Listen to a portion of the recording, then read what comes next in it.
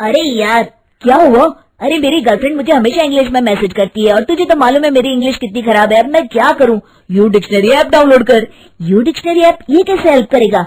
अरे dictionary app में एक बहुत ही अमेजिंग फीचर है, मैजिक ट्रांसलेटर, जो तुझे बस सेटिंग में जाकर इनेबल करना है और उसके बाद अपनी गर्लफ्रेंड के मैसेज में जाकर क्लिक कर, वो खुद उसे ट्रांसलेट कर देगा।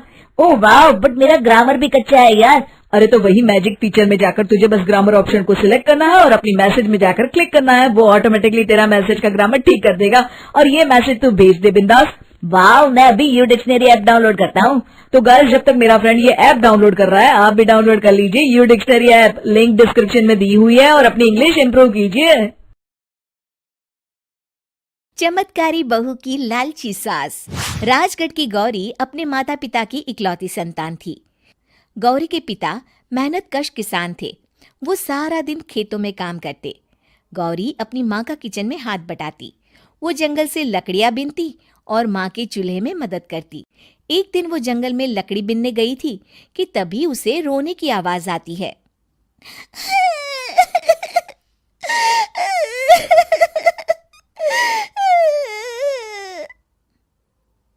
अरे, यहाँ कौन रो रहा है? इस जंगल में भला किसी के रोने की आवाज? जरूर कोई जंगल में फंस गया होगा। वो देखती है तो उसे एक परी दिखाई देती है जिसका एक पंख टूटा होता है। अरे, तुम कौन हो और क्यों रो रही हो? मैं परीलोक की रानी हूँ। पृथ्वीलोक में घूमने आई थी, लेकिन देखो ना, मेरे पंख ही टूट गए। अब मैं कैसे उड़ान भरूंगी?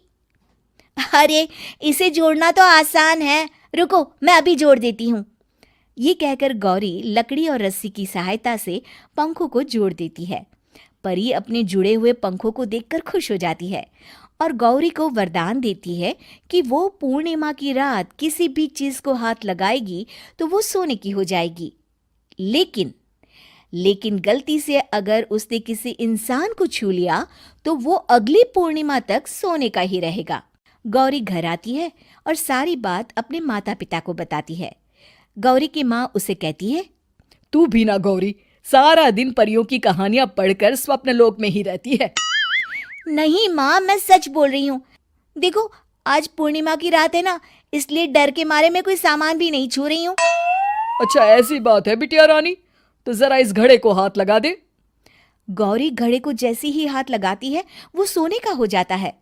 गौरी के माता पिता घड़े को देखकर हैरान रह जाते हैं। अगले दिन गौरी के पिता उस घड़े को सुनार के पास बेचने जाते हैं तो रास्ते में उन्हें कंचा काकी मिलती है। वो सोने का घड़ा देखकर गौरी के पिता से पूछती है, अरे गौरी के बापू, ये पीतल तो बड़ा चमक रहा है। अरे काकी, ये पीतल नहीं, सोना है, सोना बेचने ले जा रहा हूँ। अरे कहीं कोई लॉटरी लग गई है क्या? इतना सोना? गौरी के पिता काकी को गौरी को परी द्वारा दिए वरदान के बारे में बताते हैं। काकी गौरी के पिता की बात सुनकर सोच में पड़ जाती है और फिर अगले दिन काकी गौरी के घर आती हैं। गौरी के बापू, तुम्हारे लिए मैं एक खुशखबरी लाई हूँ। तभी गौरी की माँ पूछती है, क्या खुशखबरी है काकी? अरे तुम्हारी बेटी का रिश्ता मैं अपने बेटे से करना चाहती हूँ। अरे कब तक अपनी सयानी लड़की को घर पर बिठा कर रखोगी? हाँ, देखो काकी, मैं ऐसे ही व्यक्ति से अपनी बेटी की शादी कराऊंगा जो गौरी के वरदान से नहीं, उसके गुणों को समझे। अरे हमें तो गौरी के गुण अच्छे लगे, इसीलिए तो आ गई हूँ मैं। फिर गौरी के माँ बाप मान जाते हैं और उसकी शादी काकी के बेटे से हो जाती है। अगले दिन, अरे गौरी, कल पूर्णिमा की रात है। तुम्हारे पिताजी परी के वरदान के बारे में बता रहे थे, तो मैं ना कुछ चीजें रख दूंगी, जरा हाथ लगा देना। तभी गौरी का पति वहां आ जाता है और अपनी माँ से कहता है, माँ, क्या जरूरत है गौरी के वरदान को इस्तेमाल करने की? वैसे भी मेरी मेहनत से घर तो चल ही रहा है ना। और गौरी के पिता ने भी यही कहा था कि वो ऐसे ही व्यक्ति से उनकी बेटी की शादी करेंगे जो गौरी के वरदान से नहीं, उसके गुणों को समझे। अरे बस कर किताबी बातें। तेरे लिए क्या लड़कियों की कमी थी जो मैं ये किसान की बेटी घर ले आती? और सुन गौरी, कल अगर तूने सारी चीजों को सोने का नहीं किया तो मैं तुझे घर से निकाल दूंगी और अपने बेटे की दूसरी शादी करवा दूंगी, समझी? इतना कहकर गौरी की सास वहां से चली जाती है।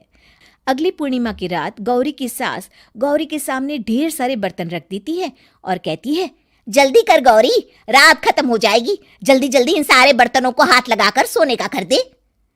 गौरी करती भी तो क्या, वो जैसे ही एक छोटे से बर्तन को छूने वाली होती है कि उसकी सास भड़क जाती है। क्या मजाक बना रखा है, इतने छोटे से बर्तन में क्या होगा, ये ले, ये बड़ा वाला बर्तन। जैसे ही बड़ा सा बर्तन लेकर गौरी की सास उसकी तरफ बढ़ती है, वैसे ही बर्तन के बाहर से वो धड़ाम से गिर जाती है। सास को गिरा देख गौरी उन्हें संभालने दौड़ती है और वो सास को हाथ लगाकर कहती है, अरे सासू माँ, क्या हो गया आपको, कहीं चोट तो नहीं लगी ना? लेकिन जैसे ही वो हाथ सास से हटाती है तो देखती है कि उसकी सास सोने की हो गई है। गौरी सोनी की सास को देखकर रोने लगती है और अपने पति से कहती है, मुझे परी ने कहा था कि अगर मैं किसी इंसान को हाथ लगाती हूँ तो वो अगली पूर्णिमा तक सोने का ही रहेगा। अब मैं क्या करूं? अरे करना क्या है, माँ को उठाकर अलमारी में रख दो। और हाँ, लालच का फल बुरा ही होता है। ज्यादा बड़े बर्तन को सोने का बनाने के चक्कर में माँ का ये हाल हुआ है। ये कहकर वो दोनों माँ की तरफ देखने लगते हैं।